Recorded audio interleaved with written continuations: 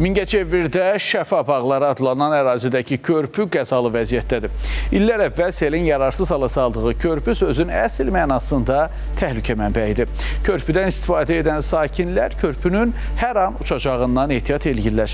Məsələyə aidiyyatı qurumların biganəliyindən şikayətlənən sakinlər körpünün bərpası üçün köməklik istəyirlər.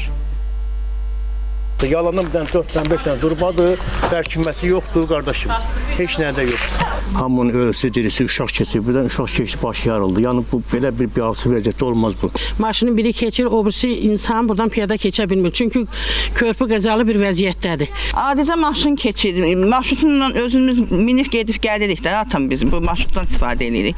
Tramplin kimi hoppanır. Qəzalı vəziyyətdədir, demişik də, müraciətimizi bildirmişik də. Gəlib düzəldəcəyik deyirlər. İndi bir aydan çoxdur bizim şikayət etdiyimiz. İndi burada da indi özünüzlə görürsünüz da, vəziyyət belədir. Mingəçevir şəhəri Şəfa bağları adlanan ərazidə körpünün yararsız vəziyyətdə olması burada yaşayan yüzlərlə sakini ciddi problemlə üz-üzə qoyub. Körpü şəhər mərkəzinə çıxan əsas çıxışlardan olduğu üçün buradan gün ərzində sərnişin avtobusları intensiv hərəkət edir. Bir neçə il öncə sakinlər şəxsi vəsaitləri hesabına körpünü qismən təmir etsələr də sonradan bu vəsaiti qarşılaya bilmədiklərindən körpü daha da yararsız hala düşüb. Sakinlərin müraciəti əsasında aidiyyatı qurumlar körpüdə ilkin təmir bərpa işləri aparsalar da, bu da problemi tam həll etməyib. İndi sakinlərin arazı salan görülən işlərin keyfiyyətsiz olması və yarımçıq saxlanılmasıdır. Buradan şikayət yazdıq. İcra hakimiyyətinin nümayəndələri gəldi. Dedilər ki, düzəldəcəyik buranı. Bax, bu daşları töküblər bura.